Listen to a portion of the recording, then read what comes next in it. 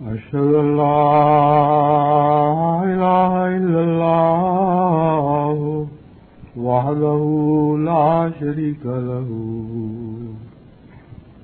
وأشهد أن محمدا عبده ورسوله أما بعد فأعوذ بالله من الشيطان الرجيم بسم الله الرحمن الرحيم الحمد لله رب العالمين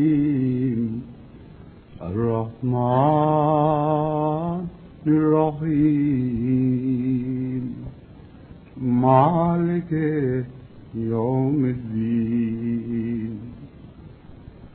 إياك نعبد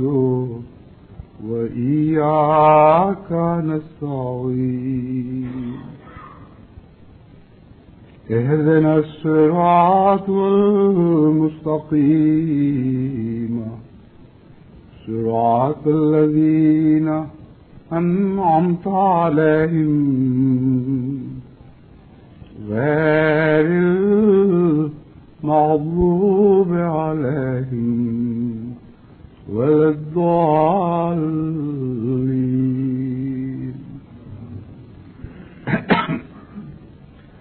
آئندہ صدی کی تیاری کے سلسلے میں ایک بہت ہی اہم تیاری کا تعلق واقفین نو سے ہے. وقف نو کی جو میں نے تحریر کی تھی اس کے نتیجے میں خدا تعالیٰ کے فضل سے 1200 سے زائد ایسے بچوں کی متعلق اطلاع مل چکی ہے جو وقف نو کی نیت کے ساتھ دعائیں مانگتے ہوئے خدا سے مانگے گئے تھے اور اللہ تعالیٰ نے اپنے فضل سے ان کی خیر و عافیت کے ساتھ ولادت کا سامان فرمایا. یہ چھوٹے چھوٹے بچے آئندہ صدی کے واقفین نو کہلاتے ہیں. اس کے علاوہ اور بھی بہت سے خطوط مسلسل ملتے چلے جا رہے ہیں. اس سلسلے میں دو طرح کی تیاریاں میرے پیش نظر ہیں، مگر اس سے پہلے کہ میں اس تیاری کا ذکر کروں میں یہ بتا دینا چاہتا ہوں کہ وقف نو کے لیے جتنی تعداد کی توقع تھی اتنی تعداد بلکہ اس کا ایک حصہ بھی ابھی پورا نہیں ہو سکا. اور جہاں تک میں نے جائزہ لیا ہے اس میں پیغام پہنچانے والوں کا قصور ہے. بہت سے ایسے ممالک ہیں جہاں عامت الناس تک یہ پیغام پہنچایا ہی نہیں گیا، اور جن دنوں یہ تحریک کی گئی تھی ان دنوں کیسٹ کا نظام آج کی نسبت بہت کمزور حالت میں تھا، اور افریقہ کے ممالک یا ایسے دیگر ممالک جہاں اردو زبان نہیں سمجھی جاتی اور بعض علاقوں میں انگریزی بھی نہیں سمجھی جاتی وہاں ترجمہ کر کے کیسٹ پھیلانے کا عملاً کوئی انتظام نہیں تھا. اس وجہ سے وہ جو براہ راست پیغام کا اثر ہو سکتا ہے اس سے بہت سے احمدی علاقے محروم رہ گئے. بعد ازاں مؤثر رنگ میں اس تحریک کو پہنچانا یہ انتظامیہ کی ذمہ داری تھی، مگر بعض جگہ اس ذمہ داری کو ادا کیا گیا اور بعض جگہ یا ادا نہیں کیا گیا یا نیم دلی کے ساتھ ادا کیا گیا ہے. پیغام پہنچانا صرف کافی نہیں ہوا کرتا، کس جذبے کے ساتھ پیغام پہنچایا جاتا ہے، کس محنت اور کوشش اور خلوص کے ساتھ پیغام پہنچایا جاتا ہے، یہ پیغام کے قبول کرنے کے ساتھ گہرا تعلق رکھتا ہے. مختلف دنیا میں پیغمبر آئے، بنیادی طور پر ایک ہی پیغام تھا، یعنی خدا کا پیغام بندوں کے نام، لیکن جس شان کے ساتھ وہ پیغام حضرت محمد مصطفیٰ صلی اللہ علیہ وسلم نے پہنچایا اس شان سے کوئی اور پہنچا نہیں سکا. اور جس عظمت اور قدر اور قربانی کی روح کے ساتھ آپ کا پیغام قبول کیا گیا ویسے تاریخ انبیاء میں کسی اور کا پیغام قبول نہیں کیا گیا. اس لیے پیغام پہنچانا کافی نہیں، کس رنگ میں اور کس جذبے کے ساتھ، کس خلوص کے ساتھ، کس درجہ محبت اور پیار کے ساتھ دعائیں کرتے ہوئے پیغام پہنچایا جاتا ہے، یہ وہ چیزیں ہیں جو پیغام کی قبولیت یا عدم قبولیت کا فیصلہ کیا کرتی ہیں. اس لیے میری خواہش یہ تھی کم سے کم 5000 بچے اگلے صدی کے واقفین نو کے طور پر ہم خدا کے حضور پیش کریں. تو ابھی کافی سفر باقی ہے اس تعداد کو پورا کرنے میں، اور دوست یہ لکھ رہے ہیں کہ جہاں تک ان کا تاثر تھا یا میں نے جو شروع میں خطبے میں بات کی تھی اس کا واقعتاً یہی نتیجہ نکلتا ہوگا کہ جو اس صدی سے پہلے پہلے بچے پیدا ہو جائیں گے وہ وقف نو میں لیے جائیں گے اور اس کے بعد یہ سلسلہ بند ہو جائے گا. لیکن جس طرح بعض دوستوں کے خطوط سے پتہ چل رہا ہے وہ خواہش رکھتے ہیں، لیکن یہ سمجھ کر کہ اب وقت نہیں رہا وہ اس خواہش کو پائے تکمیل تک نہیں پہنچا سکتے. ان کے لیے اور مزید تمام دنیا کی جماعتوں کے لیے جن تک یہ ابھی پیغام ہی نہیں پہنچا، میں یہ اعلان کرتا ہوں کہ وقف نو میں شمولیت کے لیے مزید 2 سال کا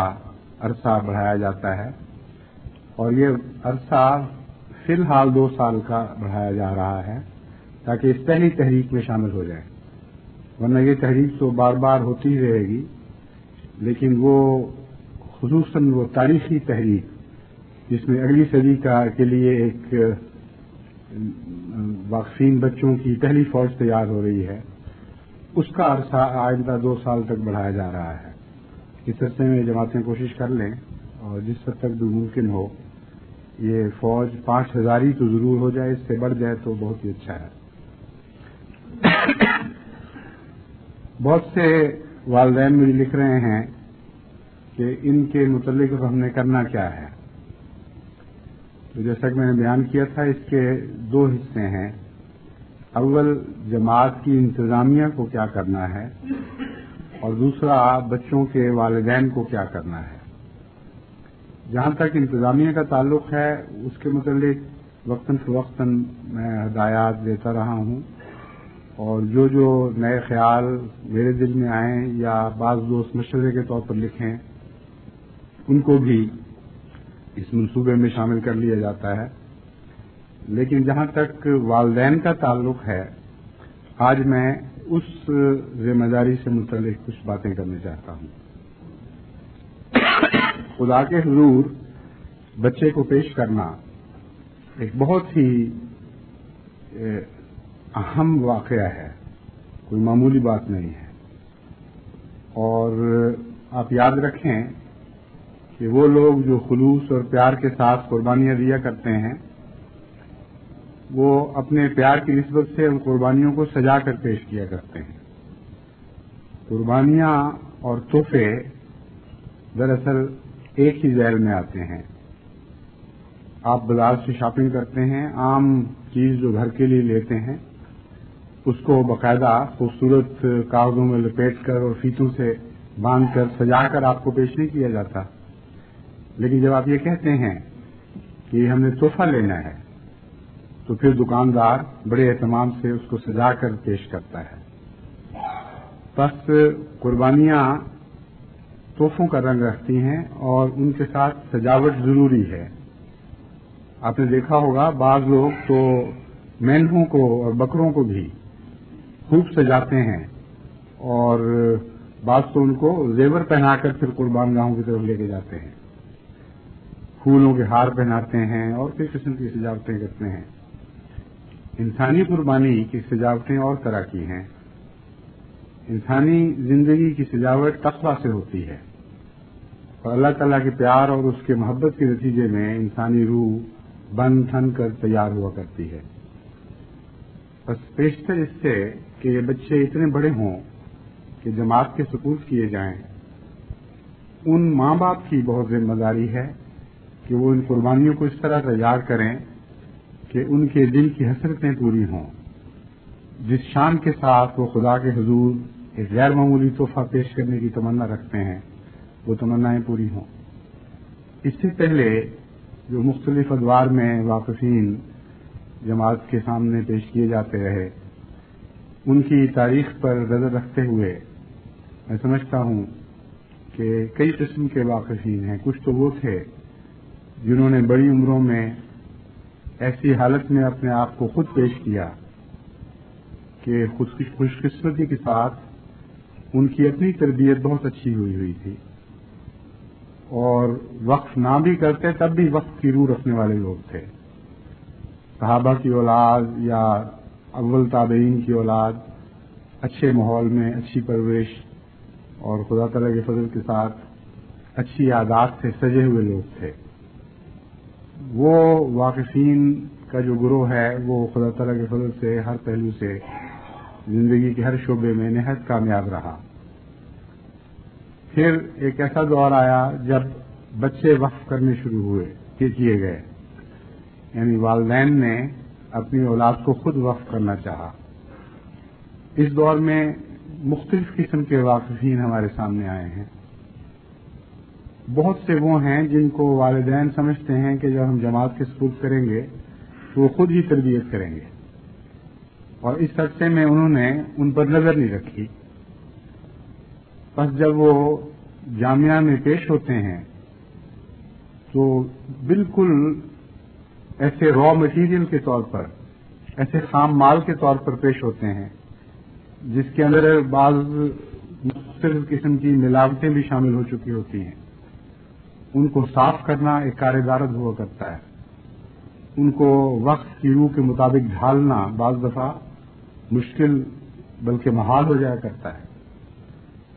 اور بعض بد عادتیں وہ ساتھ لے کر آتے ہیں۔ یعنی بعض باتیں جماعت ویسے سوچ بھی نہیں سکتی، لیکن امر واقعہ یہ ہے کہ بعض لڑکوں کو جامعہ میں چوری کے نتیجے میں وقت سے فارغ کیا گیا ہے، کسی کو جھوٹ کے نتیجے میں وقت سے فارغ کیا گیا ہے۔ اب یہ باتیں ایسی ہیں جن کے متعلق تصور بھی نہیں کیا جا سکتا کہ اچھے نیک صالح احمدی میں پائی جائیں، گزار یہ کہ وہ واقفین زندگی میں پائی جائیں، لیکن معلوم یہی ہوتا ہے کہ والدین نے پیش تو کر دیا لیکن تربیت کی طرف توجہ نہ کی، یا اتنی دیر کے بعد ان کو وقف کا خیال آیا کہ اس وقت تربیت کا وقت باقی نہیں رہا تھا۔ بعض والدین سے تو یہ بھی پتہ چلا کہ انہوں نے اس وجہ سے بچہ وقف کیا تھا کہ عادتیں بہت بگڑی ہوئی تھی،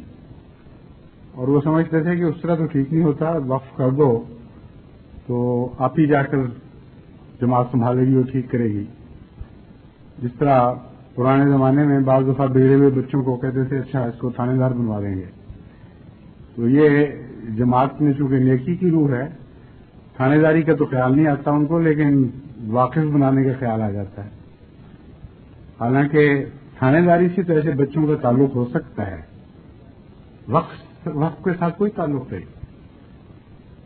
بہت بعید کی بات سوچتے ہیں یہ لوگ۔ وہ تو لطیفہ ہے تھانے داری والا، لیکن یہ تو دردناک واقعہ ہے۔ وہ تو ایک ہنسنے والی کہاوت کے طور پر مشہور ہے، یہ تو ایک بہت بڑا زندگی کا المیہ ہے کہ خدا کے حضور پیش کرنے کے لیے آپ کو بس گندا بچہ نظر آیا ہے، ناکارہ محض بچہ نظر آیا ہے جو ایسی گندی عادتیں لے کر پلا ہے کہ آپ اس کو ٹھیک نہیں کر سکتے۔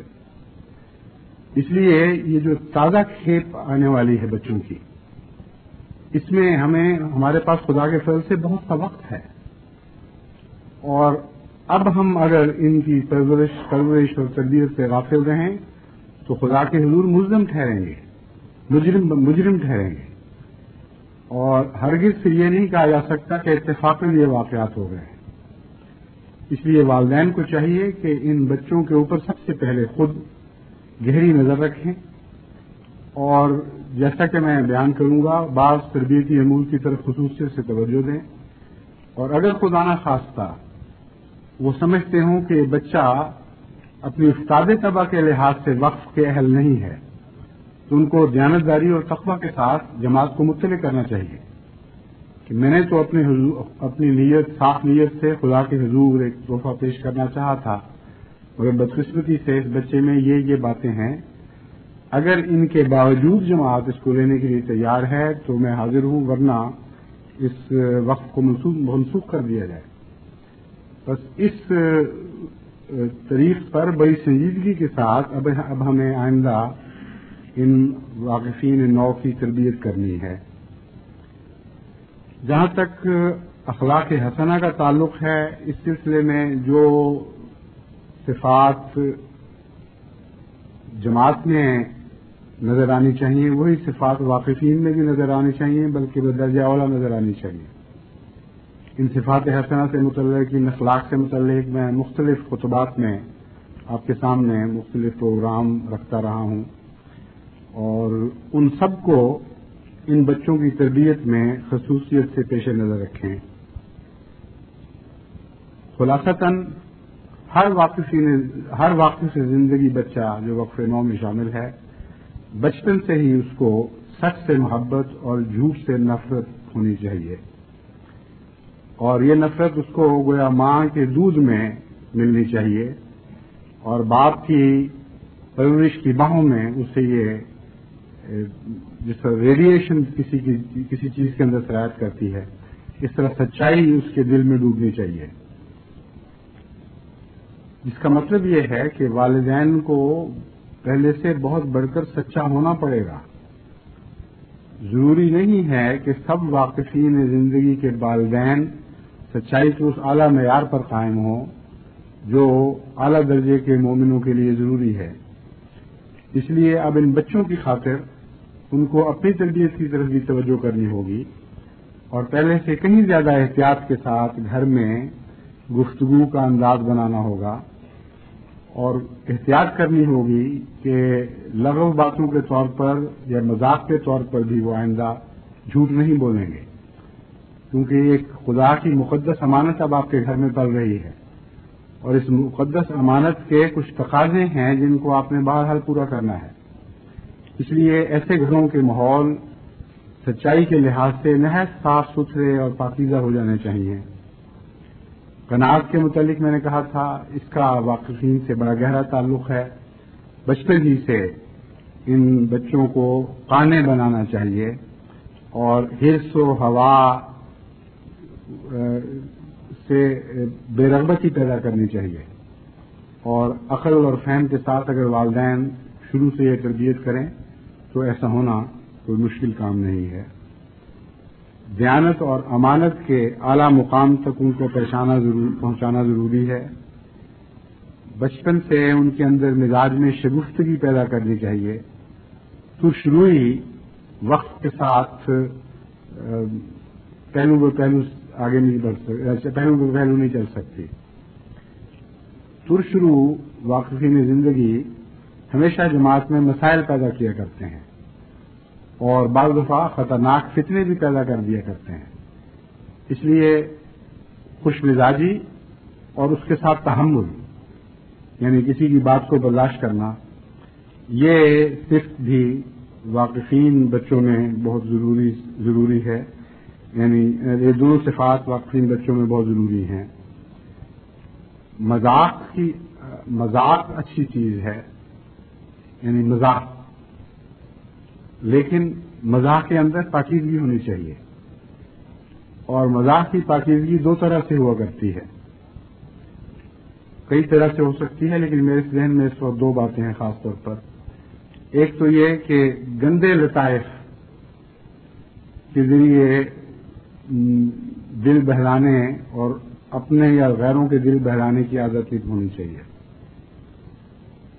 اور دوسرے یہ کہ لطافت ہو اس میں، مذاق اور مزاح کے لیے ہم لطافت کا لفظ بھی استعمال کرتے ہیں، یعنی لطیفہ کہتے ہیں اس کو۔ لطیفہ کا مطلب ہی یہی ہے کہ بہت ہی نفیس چیز ہے، اور ہر قسم کی کرختگی اور بھونڈا پن لطافت سے تعلق نہیں رکھتا بلکہ کثافت سے تعلق رکھتا ہے۔ چنانچہ ہندوستان کی اعلیٰ تہذیب میں جب بھی ایسے خاندانوں میں جہاں اچھی روایات ہیں کوئی بچہ ایسا لطیفہ بیان کرتا تھا جو بھونڈا ہو تو اس کو کہا جاتا تھا کہ یہ لطیفہ نہیں ہے، یہ کثیفہ ہے، یہ تو بھانڈ پن ہے۔ تو بھانڈ پن اور اچھے مزاح میں بڑا فرق ہے، اس لیے جو مزاح ہمیں حضرت صلی اللہ علیہ وآلہ وسلم اور آپ کے صحابہ کی زندگی میں کہیں کہیں نظر آتا ہے، کیونکہ اکثر ان مزاح کے واقعات اب محفوظ نہیں ہیں، لیکن حضرت مسیح موعود علیہ الصلوۃ والسلام آپ کے صحابہ کی زندگی میں وہ مزاح نظر آتا ہے، اور خلیفۃ المسیح ثانی کی طبیعت میں بھی بڑا مزاح تھا، لیکن اس مزاح کے ساتھ دونوں قسم کی پاکیزگی تھی۔ لیکن بعض ایسے دوستوں کو بھی میں نے دیکھا جنہوں نے مزاح سے یہ رخصت تو حاصل کر لی کہ مزاح میں کبھی وقت گزار لینا کوئی بری بات نہیں ہے، لیکن یہ فرق نہیں کر سکے کہ مزاح کے ساتھ پاکیزگی ضروری ہے۔ چنانچہ بعض نہایت گندے اور بھونڈے لطیفے بھی اپنی مجلسوں میں بیان کرتے رہے، اور بعض لوگوں نے اس سے سمجھ لیا کہ کوئی فرق نہیں پڑتا، حالانکہ بہت فرق پڑتا ہے۔ اپنے گھر میں اچھے مزاح کو جاری کریں، قائم کریں، لیکن برے مزاح کے خلاف بچوں کے دل میں بچپن سے ہی نفرت اور کراہت پیدا کریں۔ یہ چھوٹی سی بات ہے بظاہر، اور اس پہ میں نے اتنا وقت لیا ہے، لیکن میں جانتا ہوں کہ انسانی زندگی میں خصوصاً وہ زندگی جو تکلیفوں سے تعلق رکھتی ہو، جو ذمہ داریوں سے تعلق رکھتی ہو، جہاں کئی قسم کے اعصابی تناؤ ہوں، وہاں مزاح بعض دفعہ بہت ہی اہم کردار ادا کرتا ہے اور انسانی ذہن اور انسانی نفسیات کی حفاظت کرتا ہے۔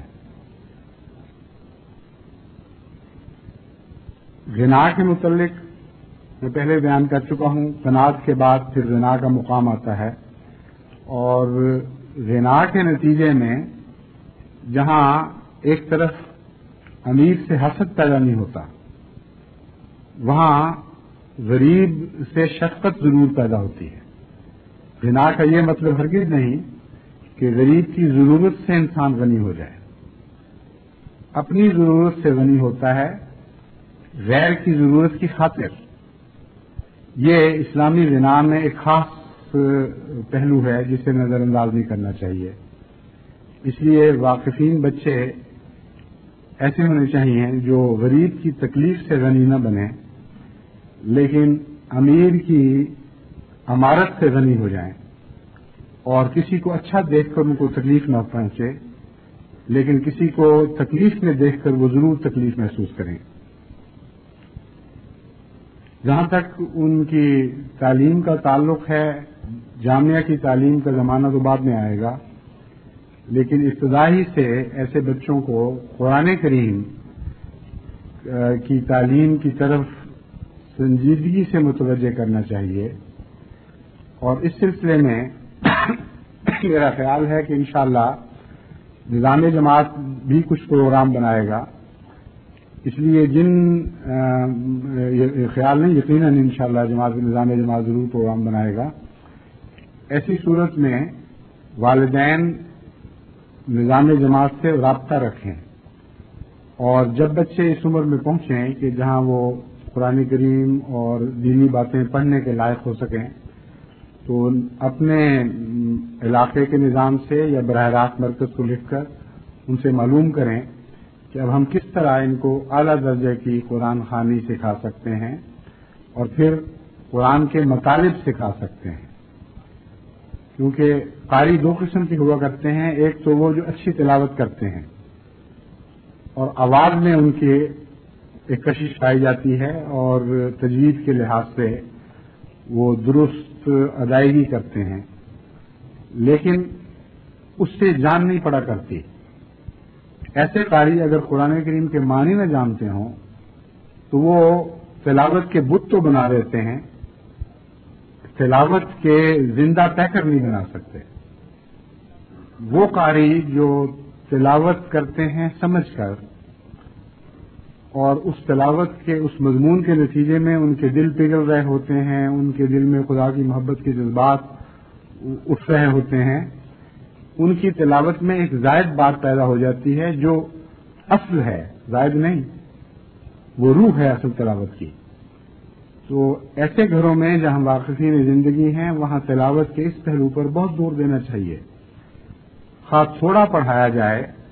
لیکن ترجمے کے ساتھ، مطالب کے بیان کے ساتھ پڑھایا جائے، اور یہ عادت ڈالی جائے بچے کو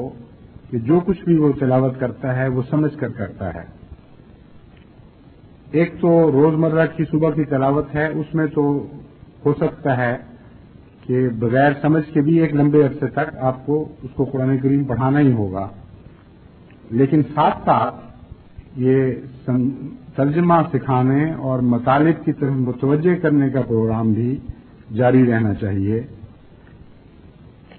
نماز کی پابندی اور نماز کے جو لوازمات ہیں ان کے متعلق بچپن سے تعلیم دینا اور سکھانا، یہ بھی جامعہ میں آ کر سیکھنے والی باتیں نہیں، اس سے بہت پہلے گھروں میں اپنے ماں باپ کی تربیت کے نیچے یہ باتیں بچوں کو آ جانی چاہیے۔ اس کے علاوہ تعلیم میں وسعت پیدا کرنے کی طرف توجہ کرنی چاہیے، اور دینی تعلیم میں وسعت کا ایک طریقہ یہ ہے کہ مرکزی اخبار و رسائل کا مطالعہ رہے۔ بدقسمتی سے اس وقت بعض ممالک ایسے ہیں جہاں مقامی اخبار نہیں ہیں، اور بعض زبانیں ایسی ہیں جن میں مقامی اخبار نہیں ہیں، لیکن ابھی ہمارے پاس وقت ہے، اور گزشتہ چند سالوں میں اللہ تعالیٰ کے فضل سے جماعتوں میں اپنے اپنے اخبار جاری کرنے کے رجحان بڑھ چکے ہیں۔ تو ساری جماعت کی انتظامیہ کو یہ بات پیش نظر رکھنی چاہیے کہ جب آئندہ 2-3 سال میں یہ بچے سمجھنے کے لائق ہو جائیں، یا 4-5 سال تک سمجھ لیں، تو اس وقت واقفین نو کے لیے بعض مستقل پروگرام، بعض مستقل فیچرز آپ کے رسالوں اور اخباروں میں شائع ہوتے رہنے چاہیے کہ وقف نو کیا ہے، ہم ان سے کیا توقع رکھتے ہیں، اور بجائے اس کے کہ اکٹھا یک دفعہ پروگرام ایسا دے دیا جائے جو کچھ عرصے کے بعد بھول جائے، یہ اخبارات چھوٹے چھوٹے ٹکڑوں میں تربیتی پروگرام پیش کیا کریں، اور جب ایک حصہ رائج ہو جائے تو پھر دوسرے کی طرف متوجہ ہوں، پھر تیسرے کی طرف متوجہ ہوں۔ واقفین بچوں کی علمی بنیاد وسیع ہونی چاہیے۔ عام طور پر دینی علماء میں یہی کمزوری دکھائی دیتی ہے کہ دین کے علم کے لحاظ سے تو ان کا علم کافی وسیع اور گہرا بھی ہوتا ہے، لیکن دین کے دائرے سے باہر دیگر دنیا کے دائروں میں وہ بالکل لا علم ہوتے ہیں، اور اس نے اسلام کو بہت شدید نقصان پہنچایا ہے۔ وہ وجوہات جو مذاہب کے زوال کا موجب بنتی ہیں ان میں ایک یہ بہت ہی اہم وجہ ہے۔ اس لیے جماعت احمدیہ کو اس سے سبق سیکھنا چاہیے، اور وسیع علم کی بنیاد پر قائم دینی علم کو فروغ دینا چاہیے۔ یعنی پہلے بنیاد عام دنیاوی علم کی وسیع ہو، اس پر پھر دینی علم کا پیوند لگے، تو بہت ہی خوبصورت اور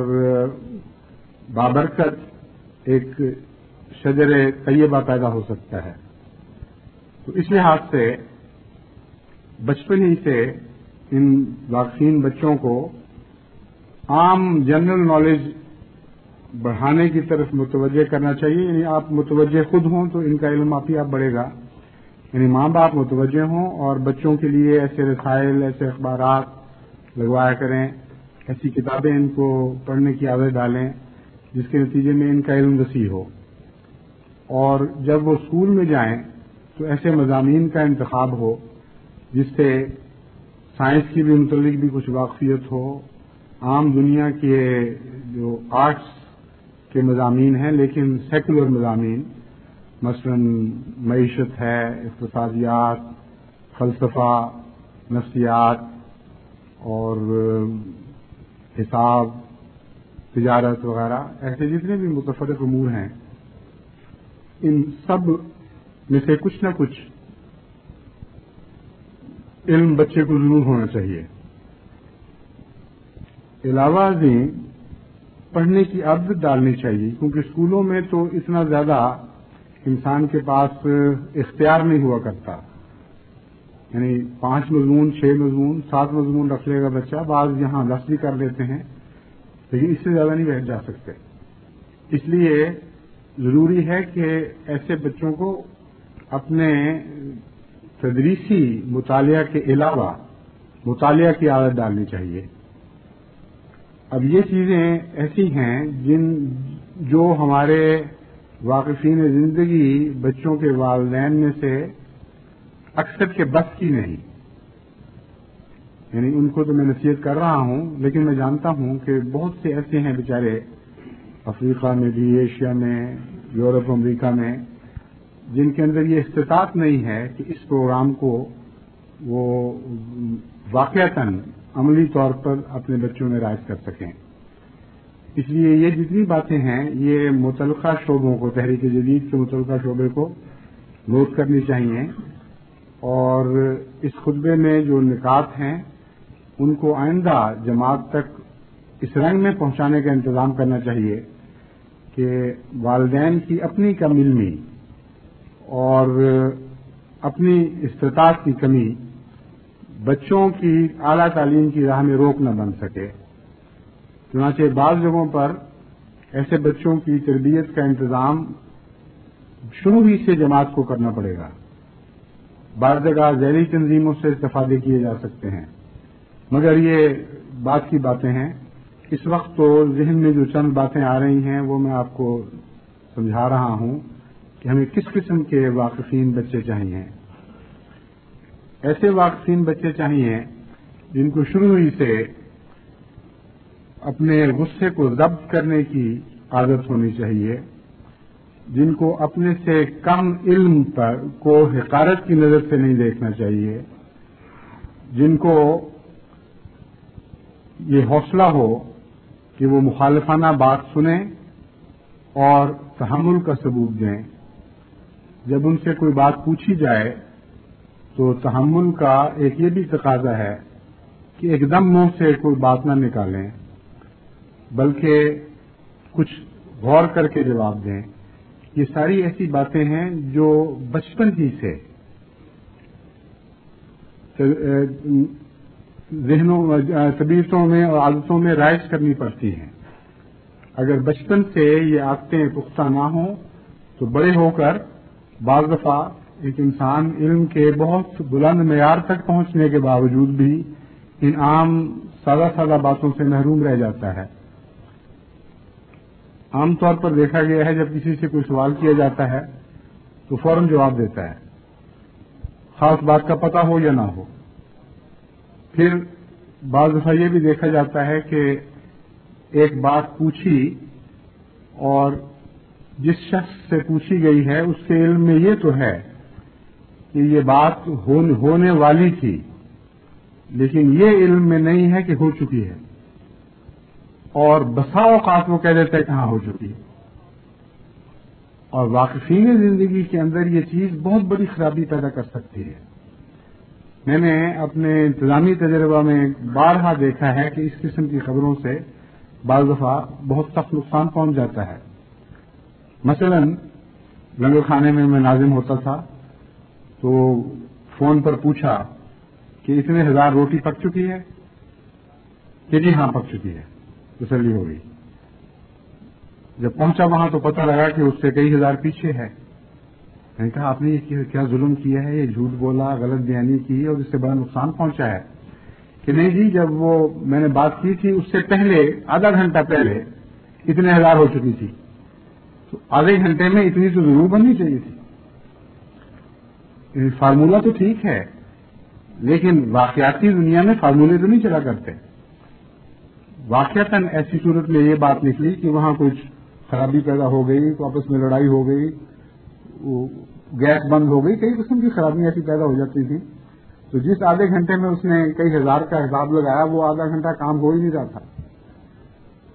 یہ عادت عام ہے. میں نے اپنے وسیع تجربے میں دیکھا ہے کہ ایشیا میں خصوصیت کے ساتھ یہ بہت زیادہ عادت پائی جاتی ہے کہ ایک چیز کا اندازہ لگا کر اس کو واقعات کے طور پر بیان کر دیتے ہیں، اور واقفین زندگی میں بھی یہ عادت آ جاتی ہے، یعنی جو پہلے سے آئے ہوئے ہیں، اور ان کی رپورٹوں میں بھی بعض دفعہ ایسے لفظ نکلتے ہیں جس کی وجہ سے جماعت کو نقصان پہنچتا ہے. اس لیے اس بات کی بچپن سے عادت ڈالنی چاہیے کہ جتنا علم ہے اس کو علم کے طور پر بیان کریں، جتنا اندازہ ہے اس کو اندازے کے طور پر بیان کریں. اور اگر بچپن میں یہ عادت آپ نے نہ ڈالی تو بڑے ہو کر پھر دوبارہ رائج کرنا، بڑی عمر میں رائج کرنا بہت مشکل کام ہوا کرتا ہے، کیونکہ ایسی باتیں انسان بغیر سوچے کرتا ہے. عادت کا مطلب ہی یہ ہے خود بخود منہ سے ایک بات نکلتی ہے، اور یہ بے احتیاطی بعض دفعہ پھر انسان کو جھوٹ کی طرف بھی لے جاتی ہے اور بڑی مشکل صورتحال پیدا کر دیتی ہے. کیونکہ ایسے لوگوں میں سے بہت سے میں نے ایسے دیکھے ہیں، جب ان سے پوچھا جائے کہ آپ نے یہ کیوں کیا،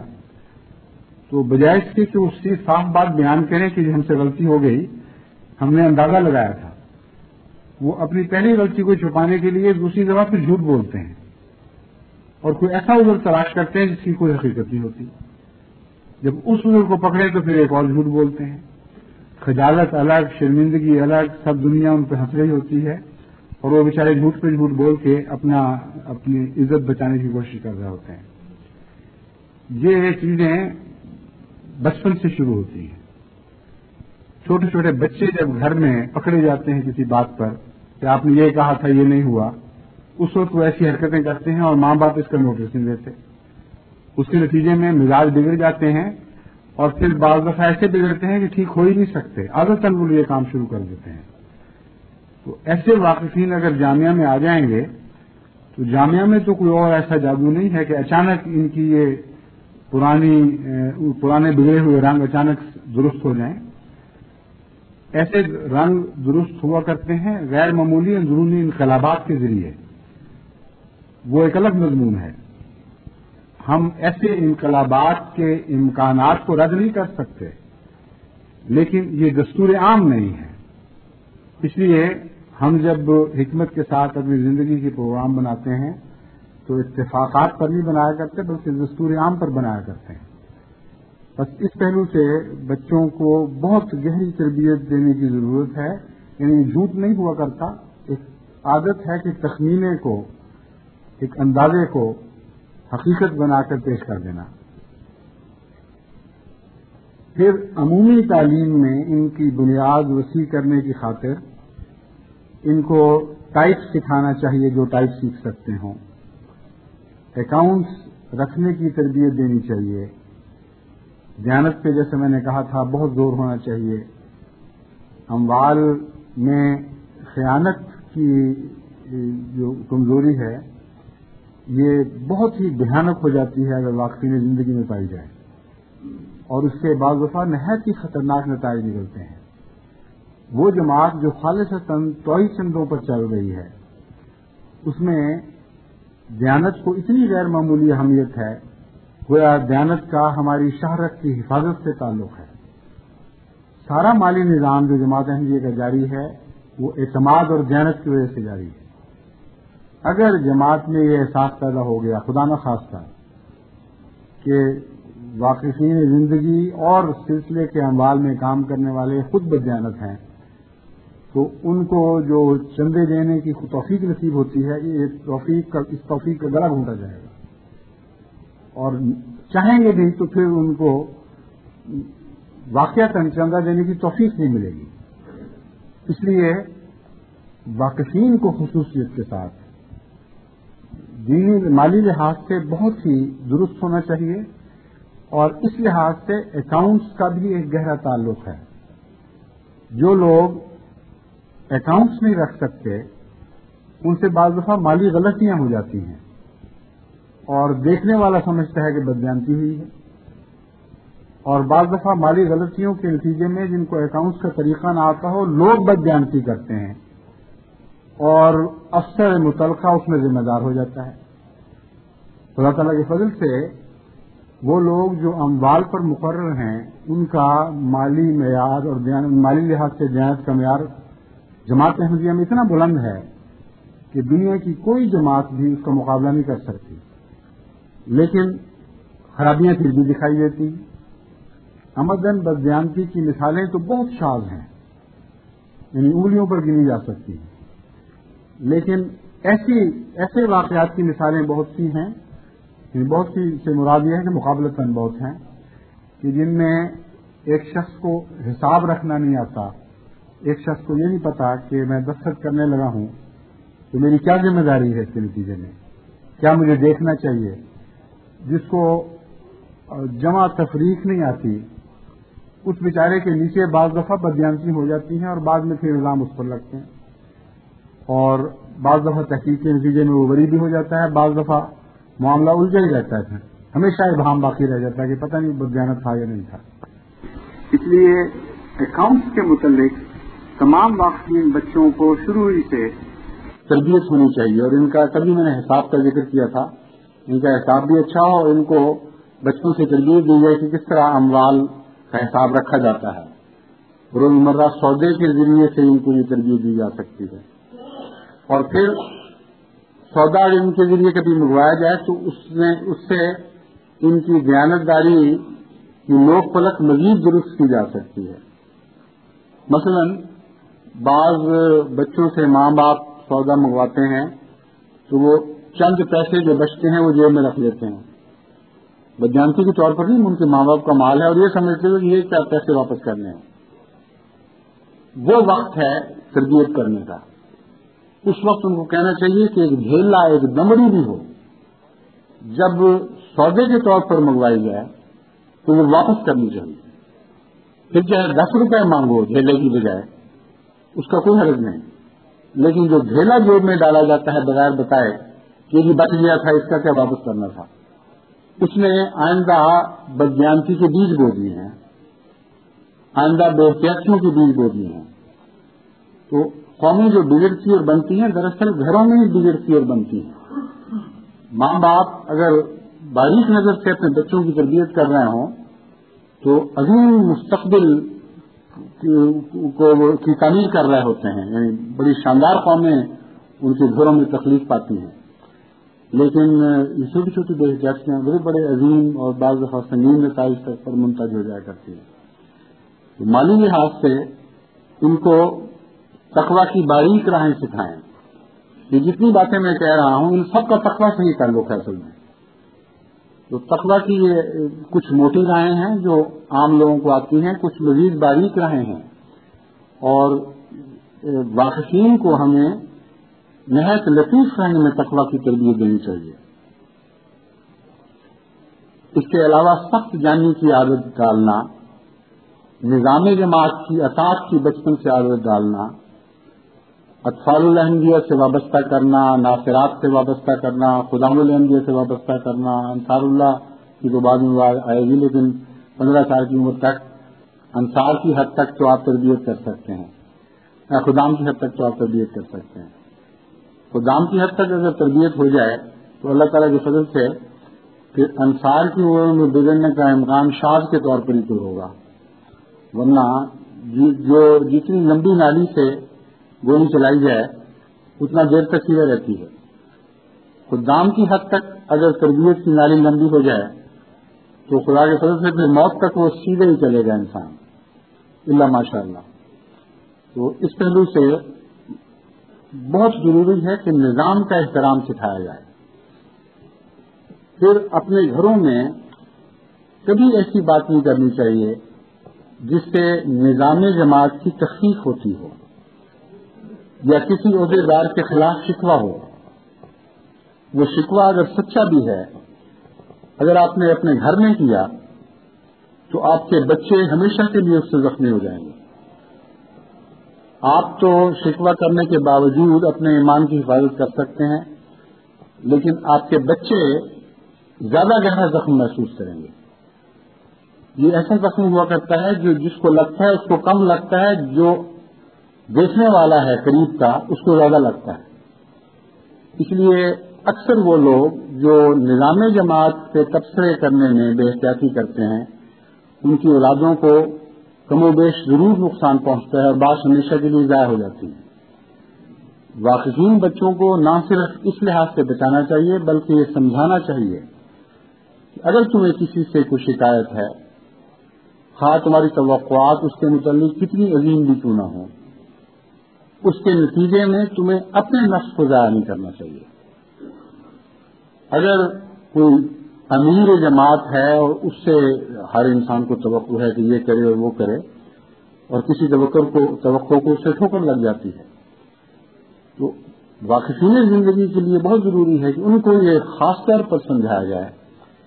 کہ اس ٹھوکر کے نتیجے میں تمہیں ہلاک نہیں ہونا چاہیے۔ یہ بھی زخم والی اسی قسم کے زخم والی بات ہے جس کا میں نے ذکر کیا ہے۔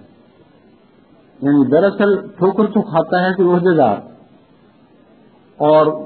لہد میں اتر جاتا ہے دیکھنے والا، وہ تو ٹھوکر کھا کے پھر بھی اپنے دین کی حفاظت کر لیتا ہے، اور اپنی غلطی سے انسان استغفار تو کرتا ہے لیکن ہلاک نہیں ہو جایا کرتا اکثر، تو اس کے بعد خاص غلطیاں ایسی ہوں، لیکن جن کا مزاج ٹھوکر کھانے والا ہے وہ ان غلطیوں کو دیکھ کر بعض دفعہ ہلاک نہیں ہو جایا کرتے ہیں، دن سے متنفر ہو جایا کرتے ہیں، اور پھر جراثیم پھیلانے والے بن جاتے ہیں۔ مجلسوں میں بیٹھ کر جہاں دوستوں میں تذکرے ہوئے وہاں کہہ دیے کہ فلاں صاحب نے تو یہ کیا تھا، فلاں صاحب نے، ساری قوم کی ہلاکت کا موجب بن جاتے ہیں۔ تو بچوں کو پہلے تو اس بلا سے محفوظ رکھیں، پھر جب ذرا بڑی عمر کے ہوں تو ان کو سمجھائیں کہ اصل تو محبت خدا اور اس کے دین سے ہے، کوئی ایسی بات نہیں کرنی چاہیے جس سے خدا کی جماعت کو نقصان پہنچتا ہو۔ آپ کو اگر کسی چیز ذات سے تکلیف پہنچی ہے یا نقصان پہنچا ہے تو اس کا ہرگز یہ نتیجہ نہیں نکلتا کہ آپ کو حق ہے کہ اپنے ماحول کے دوستوں کے ایمانوں کو، اپنے بچوں، اپنی اولادوں کے ایمانوں کو بھی آپ زخمی کرنا شروع کر دیں۔ اپنا زخم حوصلے کے ساتھ اپنے تک رکھیں اور اس کے انضمال کے جو ذرائع باقاعدہ خدا تعالیٰ نے مہیا فرمائے ان کو اختیار کریں، لیکن لوگوں میں ایسی باتیں کرنے سے پرہیز کریں۔ آج بھی ایسی باتیں ہو رہی ہیں جماعت میں اور ایسے واقعات میری نظر میں آتے رہتے ہیں۔ ایک شخص کو کوئی تکلیف پہنچی ہے اور اس نے بعض مخلصین کے سامنے وہ باتیں بیان کی اور باتیں سچی تھی، اور یہ سوچا نہیں کہ ان مخلصین کے ایمان کو کتنا بڑا اس سے نقصان پہنچ سکتا ہے۔ بعض واقعین زندگی نے بھی ایسی حرکتیں کی، ان کو شکوہ ہوا انتظامیہ سے، تبشیر سے، کسی سے، اور نو احمدی غیر ملکوں کے مخلصین جو بیچارے ساری عمر بڑے اخلاص سے جماعت سے تعلق رکھتے تھے، ان کو اپنا ہمدرد بنانے کی خاطر یہ بتانے کے لیے کہ دیکھیں جی ہمارے ساتھ یہ ہوا ہے، وہ قصے بیان کرنے شروع کیے، اور خود تو اسی طرح بچ کے واپس چلے گئے اپنے ملک میں، اور پیچھے کئی زخمی روح ہیں پیچھے چھوڑ گئے۔ ان کا گناہ کس کے سر پہ ہوگا؟ یہ بھی ابھی طے نہیں ہوا کہ منسلمہ کی غلطی بھی تھی کہ نہیں، اور جہاں تک میں نے جائزہ لیا غلطی منسلمہ کی نہیں تھی، بدذہنی پہ سارا سلسلہ شروع ہوا۔ لیکن اگر غلطی ہوتی بھی تب بھی کسی کا یہ حق نہیں ہے کہ اپنی تکلیف کی وجہ سے دوسروں کے ایمان ضائع کرے۔ اور سچا وفادار وہ ہوا کرتا ہے جو خدا تعالیٰ کی جماعت پر نظر رکھے، اس کی صحت پر نظر رکھے۔ پیار کا وہی ثبوت سچا ہے جو حضرت سلیمان نے تجویز کیا تھا، اور اس سے زیادہ بہتر قابل اعتماد اور کوئی بات نہیں۔ آپ نے سنا ہے، بارہا مجھ سے بھی سنا ہے، پہلے بھی سنتے رہے ہیں کہ ایک دفعہ حضرت سلیمان کی عدالت میں دو دعوے دار ماؤں کا جھگڑا پہنچا جن کے پاس ایک ہی بچہ تھا، کبھی ایک گھسیٹ کر اپنی طرف لے جاتی تھی، کبھی دوسری گھسیٹ کر اپنی طرف لے جاتی تھی، اور دونوں روتی تھیں اور شور مچاتی تھیں کہ یہ ہمارا بچہ ہے، میرا بچہ ہے۔ کسی صاحب فہم کو سمجھ نہیں آئی کہ اس مسئلے کو کیسے طے کیا جائے۔ چنانچہ حضرت سلیمان علیہ السلام کی عدالت میں یہ مسئلہ پیش کیا گیا تو آپ نے فرمایا کہ یہ تو بڑا مشکل ہے طے کرنا کہ کس کا بچہ ہے. اگر ایک کا بچہ ہوا اور دوسری کو دے دیا گیا تو بڑا ظلم ہوگا. اس لیے کیوں نہ اس بچے کو 2 ٹکڑے کر دیا جائے اور آدھا ٹکڑا ایک کو دے دیا جائے اور آدھا ٹکڑا دوسرے کو دے دیا جائے تاکہ ناانصافی نہ ہو. چنانچہ انہوں نے جلاد سے کہا کہ آؤ اور اس بچے کو عین 20 سے نصف سے 2 ٹکڑے کر کے ایک کو دے دو, دوسری کو دے دو. جو ماں تھی وہ روتی چیختی اس بچے کے اوپر گر پڑی کہ میرے ٹکڑے کر دو, یہ بچہ اس کو دے دو, لیکن خدا کے لیے اس بچے کو گزار نہ پہنچے. اس وقت حضرت سلیمان علیہ السلام نے فرمایا کہ یہ اس کا بچہ ہے. اور جو خدا کی خاطر جماعت سے محبت رکھتا ہے, کیسے ممکن ہے کہ وہ جماعت کو ٹکڑے ٹکڑے ہونے دے اور ایسی باتیں برداشت کر جائے کہ جس کے نتیجے میں کسی کے ایمان کو غضب پہنچتا ہو. وہ اپنی جان پر سب وبال لے لے گا اور یہی اس کی سچائی کی علامت ہے, لیکن اپنی تکلیف کو دوسرے کی روح کو زخمی کرنے کے لیے استعمال نہیں کرے گا. تو واقعین میں اس تربیت کی غیر معمولی ضرورت ہے, کیونکہ یہ ایک دفعہ واقعہ نہیں ہوا, 2 دفعہ نہیں ہوا, 20 مرتبہ پہلے ہو چکا ہے. اور اس کے نتیجے میں بعض دفعہ بڑے بڑے فتنے پیدا ہوئے ہیں اور ایک شخص سمجھتا ہے کہ میں نے خوب چلاکی کی ہے, خوب انتقام لیا ہے, اس طرح تحریک جدید نے مجھ سے کیا اور اس طرح پھر میں نے اس کو جواب دیا. اب دیکھ لو میرے پیچھے کتنا بڑا گروہ ہے. اور یہ نہیں سوچا کہ وہ گروہ اس کے پیچھے نہیں تھا, وہ شیطان کے پیچھے تھا. وہ بجائے متقیوں کا امام بننے کے وہ منافقین کا امام بن گیا ہے اور اپنے آپ کو بھی ہلاک کیا اور اپنے پیچھے چلنے والوں کو بھی ہلاک کیا. بس یہ چھوٹی چھوٹی باتیں صحیح لیکن غیر معمولی نتائج پیدا کرنے والی باتیں ہیں. بچپن سے ہی اپنے واقفین نو کو یہ باتیں سمجھائیں اور پیار و محبت سے ان کی تربیت کریں تاکہ وہ آئندہ صدی کی عظیم لیڈرشپ کے اہل بن سکیں. ایک اہم اور بہت سی باتوں میں سے اب وقت تھوڑا ہے کیونکہ میں نے سفر پہ بھی جانا ہے. ایک بات میں آخر پہ یہ کہنا چاہتا ہوں کہ ان کو وفا سکھائیں. وقت زندگی کا وفا سے بہت گہرا تعلق ہے. وہ واقف زندگی جو وفا کے ساتھ آخری سانس تک اپنے وقت سے نہیں چمٹتا, وہ جب الگ ہوتا ہے تو خواہ جماعت اس کو سزا دے یا نہ دے وہ اپنی روح پر غداری کا داغ لگا لیتا ہے اور یہ بہت بڑا داغ ہے. اس لیے آپ نے جو فیصلہ کیا ہے اپنے بچوں کو وقف کرنے کا, یہ بہت بڑا فیصلہ ہے. اس فیصلے کے نتیجے میں یا تو یہ بچے عظیم اولیاء بنیں گے یا پھر عام حال سے بھی جاتے رہیں گے اور ان کو شدید نقصان پہنچنے کا بھی احتمال ہے. جتنی بلندی ہو اتنا ہی بلندی سے گرنے کا خطرہ بھی تو بڑھ جایا کرتا ہے. اس لیے بہت احتیاط سے ان کی تربیت کریں اور ان کو وفا کے سبق دیں, بار بار سبق دیں. بعض دفعہ واقفین ایسے ہیں جو وقت چھوڑتے ہیں اور بھی طرف سے چلاکی کے ساتھ چھوڑتے ہیں اور سمجھتے ہیں کہ اب ہم جماعت کی حد سے باہر نکل گئے, اب ہم آزاد ہو گئے, اب ہمارا کچھ نہیں کیا جا سکتا. تو چلاکی تو ہوتی ہے لیکن عقل نہیں ہوتی. چلاکی سے اپنا نقصان کرنے والے ہوتے ہیں. ابھی کچھ عرصہ پہلے میرے سامنے ایک ایسے واقف کا معاملہ آیا جس کی ایسے ملک میں تقرری تھی کہ اگر وہاں ایک معین عرصہ تک وہ رہے تو وہاں کی نیشنلٹی کا حقدار بن جاتا تھا. اور بعض وجوہات سے میں نے اس کا تبادلہ ضروری سمجھا. چنانچہ جب میں نے اس کا تبادلہ کیا تو 6 یا 7 ماہ ابھی باقی تھے, یعنی اس مدت میں باقی تھے جس کے بعد وہ حقدار بنتا تھا. اس کے بڑے لجاجت سے اور محبت اور خلوص سے خط آنے شروع ہوئے کہ مجھے کچھ مزید مہلت دے دی جائے یہاں قیام کی, اور میں نے وہ مہلت دے دی. بعض صاحب فہم لوگوں نے یہ سمجھا کہ وہ مجھے بیوقوف بنا گیا ہے. چنانچہ انہوں نے لکھا کہ جناب یہ تو چلاکی کر گیا ہے آپ کے ساتھ, اور یہ تو چاہتا ہے کہ عرصہ پورا ہو اور پھر آزاد ہو جائے وقت سے, پھر اس کو پرواہ کوئی نہ رہے. تو میں نے ان کو بتایا یا لکھا کہ مجھے سب پتہ ہے. آپ کیا سمجھتے ہیں کہ مجھے علم نہیں کہ کیوں یہ ایسا کر رہا ہے؟ لیکن وہ میرے ساتھ چالاکی نہیں کر رہا، وہ اپنے نفس کے ساتھ چالاکی کر رہا ہے۔ وہ ان لوگوں میں ہے جن کے متعلق قرآن کریم فرماتا ہے یخادعون اللہ والذین آمنوا وما یخدعون الا انفسهم۔ اس لیے میں اس کی دور گیری چھوڑ رہا ہوں تاکہ یہ جو مجھے زن ہے اور آپ کو بھی ہے یہ کہیں بدظنی نہ ہو۔ اگر وہ اس قسم کا ہے جیسا آپ سمجھ رہے ہیں اور جیسا مجھے بھی گمان ہے تو پھر وقت میں رہنے کے لائق نہیں ہے۔ تو بجائے اس کے کہ بدظنی کے نتیجے میں یعنی اس زن کے نتیجے میں جو بدظنی بھی ہو سکتی ہے، اگر یہ زن غلط ہو تو بدظنی ہے، ہم اس کو بدلتے پھریں اور اس کو بچاتے پھریں، اس کو موقع ملنا چاہیے۔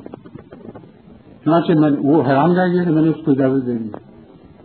پھر اس نے کہا اب مزید اتنا مجھے مل جائے تو پھر اتنا روپیہ بھی مجھے مل جائے گا۔ میں نے کہا وہ بھی تم لے لو بشک۔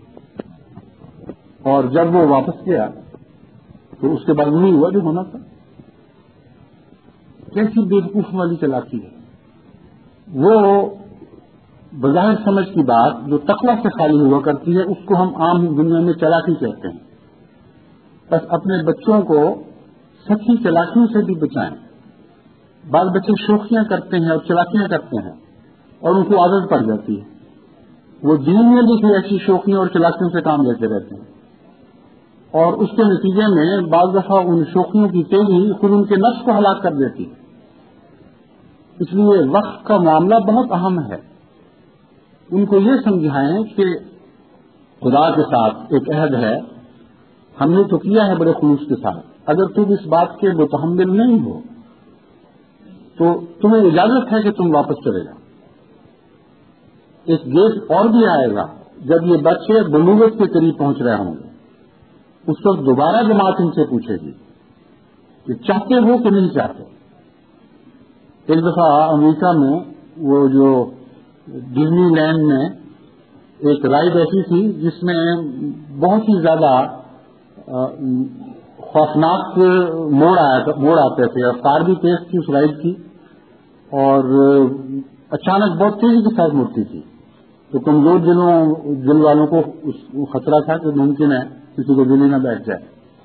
چنانچہ انہوں نے وارننگ لگائی تھی اب بھی واپس جا سکتے ہو، اب بھی واپس جا سکتے ہو، اور پھر آخری ایک وارننگ تھی سرخ رنگ میں کہ اب یہ آخری ہے، اب واپس نہیں جا سکو گے۔ تو وہ بھی ایک گیٹ جماعت میں آنے والا ہے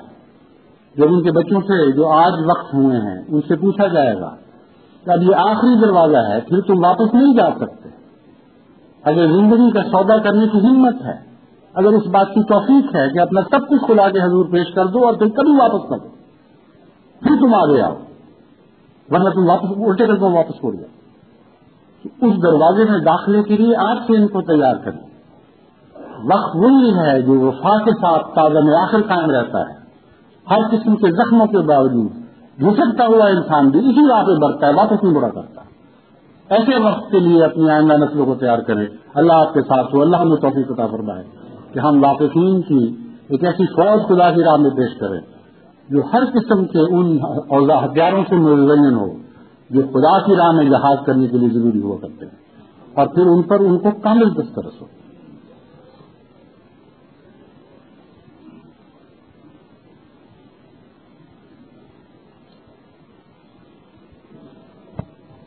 الحمد للہ نحمده ونستعینه ونستغفره ونؤمن به ونتوکل علیہ ونعوذ باللہ من شرور انفسنا ومن سیئات اعمالنا من يهده اللہ فلا مضل له ومن يضلله فلا هادي له ونشهد أن لا إله إلا الله وحده لا شريك له ونشهد أن محمدا عبده ورسوله عباد الله رحمكم الله إن الله يأمر بالعدل والإحسان